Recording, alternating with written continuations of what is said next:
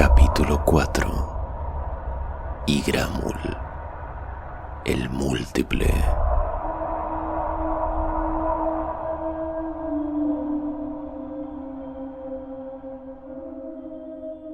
Dos tormentos empezaba a sufrir Atreyu: hambre y sed. Hacía 2 días que había dejado el pantano de la tristeza y, desde entonces, vagaba por un desierto de piedra en el que no había un ser vivo. Lo poco que aún le quedaba de sus provisiones se había hundido con Artax en el agua negra. Inútilmente escarbó con las manos entre las piedras para encontrar alguna raíz. Allí no crecía nada, ni siquiera musgos o líquenes. Al principio se había alegrado de sentir al menos suelo firme bajo los pies, pero poco a poco tuvo que confesarse que su situación más bien había empeorado. Se había perdido. Ni siquiera podía determinar ya por el cielo el rumbo que seguía, porque aquella media luz era igual por todas partes y no le ofrecía ningún punto de referencia. Un viento frío soplaba incesantemente en torno a las agujas de piedra que se alzaban a su alrededor. Escaló crestas y cumbres rocosas, subió y bajó, pero nunca se le ofreció otra vista que la de más y más montañas, detrás de las cuales había otras cadenas montañosas, y así hasta el horizonte, en todas direcciones. Y nada vivo, ningún bichito, ni hormiga, ni siquiera los buitres que suelen seguir a los caminantes perdidos hasta que se desploman. No había ya duda, la región en la que se había extraviado era las montañas muertas. Pocos las habían visto nunca y casi ninguno había regresado de ellas. Pero en las leyendas que contaba el pueblo de Atreyu se hablaba de esas montañas. Recordó una estrofa de una vieja canción. Más valiera al cazador sucumbir en los pantanos, porque en las montañas muertas, en el abismo profundo, habita Igramul, el múltiple, el horror de los horrores. Aunque Atreyu hubiera sabido en qué dirección ir para regresar, no le hubiera sido posible hacerlo.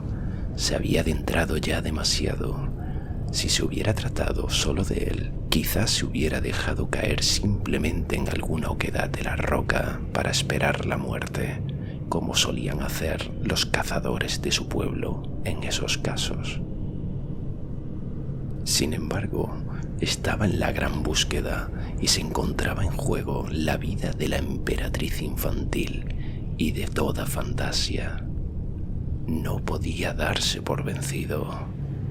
Por eso siguió subiendo y bajando montañas, dándose cuenta a veces de que, desde hacía mucho rato, caminaba como un sonámbulo mientras su mente vagaba por otros lugares y regresaba solo de mala gana.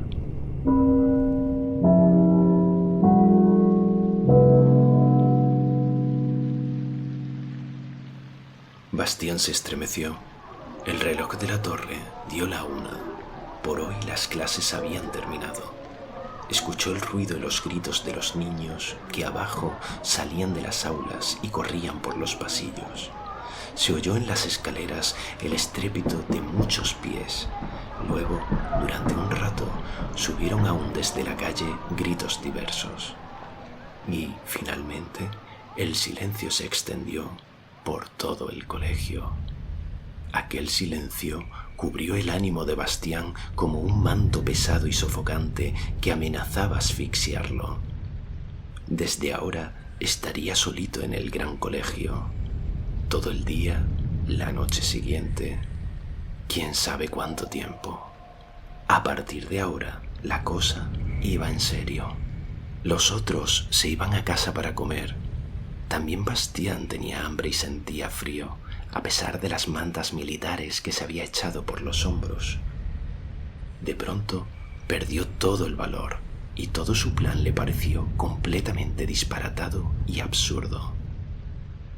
Quería irse a casa, ahora, enseguida.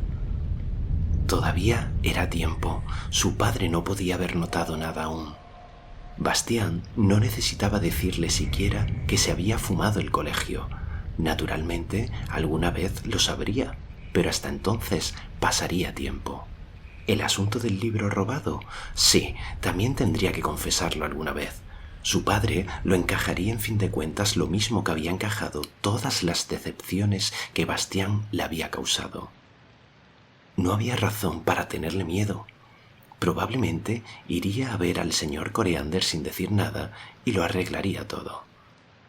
Bastián cogió el libro de color cobre para meterlo en la cartera, pero se detuvo. «No», dijo de pronto en voz alta en el silencio del desván. «Atreyu no renunciaría tan rápidamente solo porque las cosas fueron un poco difíciles. Lo que he empezado tengo que acabarlo. He ido ya demasiado lejos para volverme atrás. Solo puedo seguir adelante, pase lo que pase». Se sintió muy solo y, sin embargo, en ese sentimiento había también algo así como orgullo de haber sido fuerte y no haber renunciado a su intento. Después de todo, se parecía un poquitín a Atreyu. Había llegado el momento en que Atreyu no podía realmente seguir adelante. Ante él se abría el abismo profundo. El espanto grandioso de aquella vista no puede describirse con palabras. A través de la región de las montañas muertas, la tierra se abría en una brecha que tendría quizá media milla de anchura. Su profundidad no podía determinarse. Atreyu estaba al borde de un saliente rocoso y miró hacia abajo a las tinieblas que parecían llegar hasta el fondo mismo de la tierra. Cogió una piedra del tamaño de su cabeza que había cerca y la lanzó tan lejos como pudo. La piedra cayó y cayó hasta que se la tragó la oscuridad. Atreyu escuchó, pero, aunque esperó largo tiempo, el ruido del impacto no llegó a sus oídos. Y entonces hizo lo único que podía hacer. Comenzó a andar por el borde del abismo profundo. Sin embargo, estaba preparado para hacer frente en cualquier momento a aquel horror de los horrores del que hablaba la vieja canción. No sabía de qué clase de criatura podía tratarse, solo sabía que se llamaba Igramul. El abismo profundo discurría en línea quebrada a través del desierto de montañas y, naturalmente, en su borde no había ningún camino, sino que también allí se alzaban torres de piedra que Atreyu tenía que escalar y que, a veces, vacilaban peligrosamente bajo sus pies. Se atravesaban en su camino gigantescos peñascos que tenía que rodear trabajosamente, o había pendientes de piedras sueltas que se precipitaban hacia la brecha, poniéndose en movimiento cuando él atravesaba. Más de una vez estuvo a punto de despeñarse. Si hubiera sabido que un perseguidor seguía sus huellas aproximándose de hora en hora, quizá se hubiera dejado arrastrar a hacer algo irreflexivo que, en aquel camino difícil, hubiera podido costarle caro. Se trataba de aquel ser de las tinieblas que lo perseguía desde que salió. Entretanto, la figura del ser se había espesado tanto que podían distinguirse claramente sus contornos. Era un lobo, negro como la pez y grande como un buey, con el hocico pegado al suelo. Trotaba sobre la pista de Atreyu a través del desierto de piedra de las montañas muertas. Le sobresalía mucho la lengua de la boca y llevaba los belfos retraídos de forma que podían verse sus terribles dientes.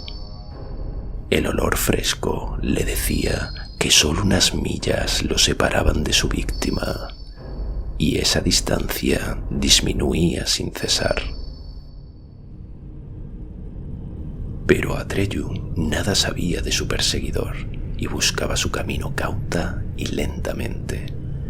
Cuando estaba en una estrecha caverna que atravesaba un macizo de roca como si fuera una especie de tubo curvado, oyó de pronto un estruendo que no se parecía a ningún ruido que hubiera oído jamás. Era un rugir y un bramar y un resonar, y al mismo tiempo Atreyu sintió que toda la roca en que estaba se movía y oyó los bloques de piedra que, fuera, caían con estrépito por las laderas de la montaña. Esperó un poco para ver si cedía el terremoto o lo que fuera, y cuando por fin cesó, continuó arrastrándose, llegó por fin a la salida y asomó con precaución la cabeza. Y entonces vio esto. Sobre las tinieblas del abismo profundo, de un borde a otro, colgaba una monstruosa tela de araña, y en los pegajosos hilos de aquella red, gruesos como maromas, se retorcía un gran dragón blanco de la suerte, sacudiendo la cola y las garras y enredándose, sin embargo, cada vez más desesperadamente. Los dragones de la suerte son de los animales más raros de fantasía. No se parecen en nada a los dragones corrientes ni a los célebres que, como serpientes enormes y asquerosas, viven en las profundas entrañas de la tierra, apestan y vigilan algún tesoro real o imaginario. Estos engendros del caos son casi siempre perversos o huraños, tienen alas parecidas a las de los murciélagos, con las que pueden remontarse en el aire ruidosa y pesadamente, y escupen fuego y humo. En cambio, los dragones de la suerte son criaturas del aire y del buen tiempo, de una alegría desenfrenada y, a pesar de su colosal tamaño, ligeros como una nubecilla de verano. Por eso no necesitan alas para volar, nadan por los aires del cielo lo mismo que los peces en el agua. Desde tierra parecen relámpagos lentos, y lo más maravilloso en ellos es su canto. Su voz es como el repicar de una gran campana, y cuando hablan en voz baja, es como si se oyera el sonido de esa campana en la distancia. Quien escucha alguna vez su canto no lo olvida en la vida y sigue hablando de él a sus nietos. Pero el dragón de la suerte que Atreyu veía ahora no se encontraba en una situación en que tuviera ganas de cantar. Su cuerpo, largo y flexible, cuyas escamas de color madreperla brillaban rosadas y blancas, colgaba retorcido y preso en la enorme tela de araña. Las largas barbas del hocico del animal, su abundante melena y los flecos de su cola y de sus miembros estaban enredados en las cuerdas pegajosas, de forma que apenas podía moverse. Solo sus glóbulos oculares de color rubí, en medio de su cabeza parecida a la de un león, brillaban indicando que aún estaba vivo. Aquel soberbio animal sangraba por muchas heridas, porque había algo más, algo gigantesco que una y otra vez se precipitaba con la velocidad del rayo sobre el cuerpo del blanco dragón, como una nube negra que cambiara de forma sin cesar. Tan pronto parecía una araña gigante de grandes patas, muchos ojos ardientes y un grueso cuerpo cubierto por una maleza enmarañada de pelos negros, como se convertía en una gran mano de largas garras que intentaba aplastar al dragón de la suerte, y al momento siguiente se transformaba en un gigantesco escorpión negro que, con su aguijón venenoso, atacaba a su pobre víctima. La pelea entre aquellos dos seres formidables era espantosa. El dragón de la suerte se defendía aún, escupiendo un fuego azul que chamuscaba las cerdas de aquella criatura en forma de nube. El humo brotaba y formaba remolinos de vapor en la brecha rocosa. El hedor casi impedía a Atreyu respirar. Una vez, el dragón de la suerte logró incluso morder una de las largas patas de su adversario. Sin embargo, el miembro seccionado no cayó en las profundidades del abismo, sino que se movió un momento en el aire por sí solo y volvió luego a su lugar original, uniéndose otra vez al oscuro cuerpo de forma de nube. Y así ocurría siempre. Cada vez que el dragón agarraba uno de los miembros entre sus dientes, parecía morder en el vacío. Solo entonces se dio cuenta Atreyu de algo que antes no había notado. Aquella criatura horripilante no era un solo cuerpo sólido, sino que se componía de innumerables insectos de un azul acerado que zumbaban como avispones furiosos y en enjambre espeso, adoptando siempre nuevas formas. Era Ygramul, y ahora sabía Atreyu por qué lo llamaban el Múltiple.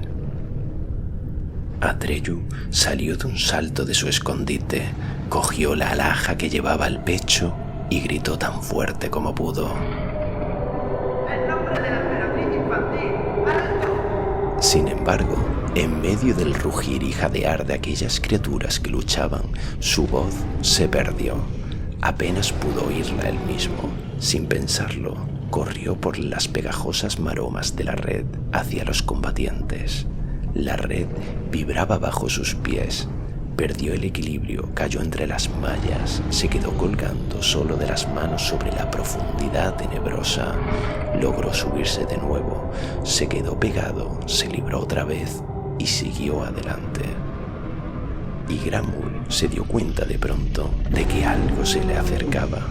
Se dio la vuelta con la rapidez de un relámpago y su aspecto era horrible. Ahora era solo un rostro gigantesco de color azul acerado, con un único ojo sobre la base de la nariz que, con su pupila vertical de una malignidad inimaginable, miraba fijamente a Atreyu. Bastián lanzó una pequeña exclamación de horror. Un grito de horror resonó en la garganta, rebotando de un lado a otro como un eco. Ygramul movió su ojo hacia la izquierda y la derecha para ver si llegaba algún otro, porque el muchacho que estaba ante él, como paralizado de espanto, no podía haber sido. Pero no había nadie más. ¿Habrá sido mi grito lo que ha oído?, pensó Bastián profundamente preocupado. No es posible. Y entonces oyó Atreyu la voz de Ygramul. Era una voz muy aguda y un tanto ronca que no concordaba en absoluto con su rostro gigantesco. Además, su boca no se movía al hablar. Era el zumbido de un enorme enjambre de avispones que formaba palabras. Un bípedo, le oyó decir Atreyu. Después de tanto pasar hambre, 2 bocados exquisitos. Hoy es un día de suerte para Ygramul. Atreyu tuvo que hacer acopio de todas sus fuerzas, sostuvo el esplendor ante el único ojo del monstruo y le preguntó: ¿Conocéis este signo? Acércate, bípedo. Zumbó el coro de muchas voces. Ygramul no ve muy bien. Atreyu dio otro paso hacia el rostro. Ygramul abría ahora la boca. En lugar de lengua tenía innumerables antenas, pinzas y tentáculos. Más cerca. Zumbó el enjambre. Atreyu dio otro paso adelante, quedando tan cerca del rostro que ahora podía ver claramente los incontables seres distintos de color azul acerado que revoloteaban en confusión. Y, sin embargo, aquel horrible rostro permanecía totalmente inmóvil. Soy Atreyu, dijo, y cumplo una misión de la emperatriz infantil. En mal momento llegas. Respondió el colérico zumbido tras una pausa. ¿Qué quieres de Ygramul? Como ves, está muy ocupado. Quiero ese dragón de la suerte, respondió Atreyu. ¡Dámelo! ¿Para qué lo quieres, bípedo Atreyu? He perdido mi caballo en el pantano de la tristeza. Tengo que ir al oráculo del sur porque solo Uyulala puede decirme quién es capaz de dar un nuevo nombre a la emperatriz infantil. Si no recibe ese nombre, morirá, y con ella toda Fantasia. También vosotros y Gramul, a quienes llaman el múltiple. Llegó desde el rostro como un sonido prolongado. Esa es la razón de que haya esos lugares donde no queda nada.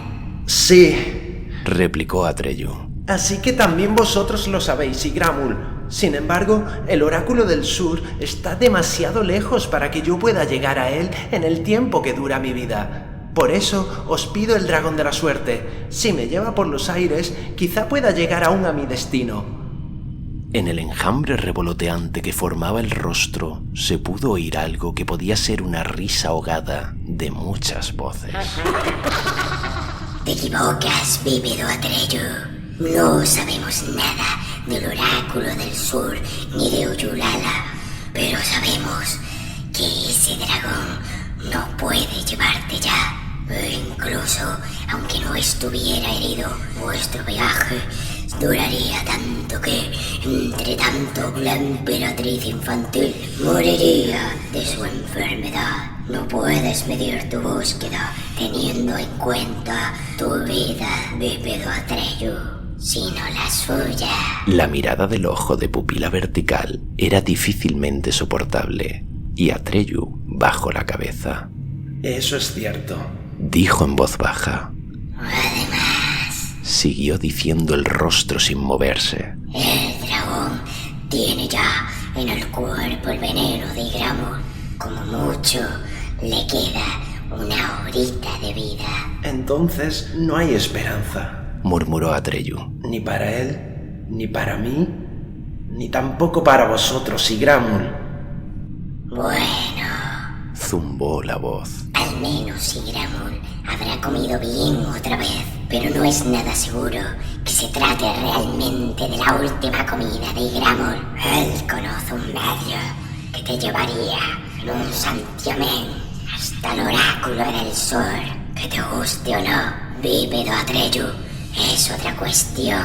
¿Qué quieres decir? Es el secreto de Ygramul, pero también las criaturas del abismo tienen sus secretos, bípedo Atreyu. Ygramul no lo ha revelado nunca hasta ahora, y también tú debes jurar que nunca lo revelarás, porque le perjudicaría a Ygramul, le perjudicaría mucho a Ygramul que se supiera. Lo juro, habla. El enorme rostro azul acerado se inclinó un poco hacia adelante y zumbó de una forma casi inaudible. Debes dejar que Ygramul te muerda. Atreyu retrocedió asustado. El veneno de Ygramul siguió diciendo la voz. mata en el plazo de 1 hora, pero da también a quien lo recibe la facultad de trasladarse al lugar de Fantasia que desee. Piensa en lo que ocurriría si eso se supiese. A Ygramul se escaparían todas sus víctimas. ¿1 hora? Exclamó Atreyu. Pero, ¿qué puedo hacer en 1 hora?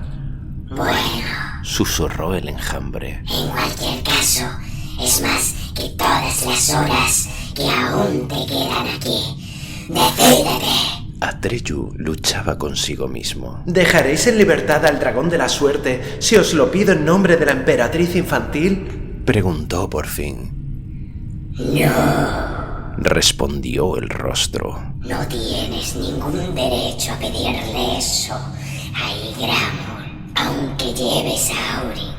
El esplendor, la emperatriz infantil, permite que todos seamos como somos. Por eso, también Ygramul se inclina ante su signo, y tú lo sabes muy bien. Atreyu seguía teniendo la cabeza baja. Lo que Ygramul decía era verdad. Así pues, no podía salvar al dragón de la suerte. Sus propios deseos no contaban. Se irguió y dijo: Haz lo que me has propuesto. Con la rapidez del relámpago, la nube azul lacerada cayó sobre él, rodeándolo por todas partes. Atreyu sintió un furioso dolor en el hombro izquierdo y solo pensó: al oráculo del sur. Luego la vista se le nubló. Cuando, poco después, el lobo llegó a aquel lugar, vio la enorme tela de araña, pero a nadie más. El rastro que había seguido hasta entonces se interrumpía bruscamente y, a pesar de todos sus esfuerzos, no pudo volver a encontrarlo. Bastián se interrumpió. Se sentía mal, como si él mismo tuviera el veneno de Igramul en el cuerpo. Gracias a Dios, dijo para sí en voz baja, que no estoy en fantasía. Esos monstruos, por suerte, no existen en la realidad. Al fin y al cabo, se trata solo de una historia. Pero, ¿de verdad era solo una historia? ¿Cómo era posible entonces que Igramul, y probablemente también Atreyu, hubiera oído el grito de espanto de Bastián? Poco a poco, aquel libro empezaba a resultarle siniestro.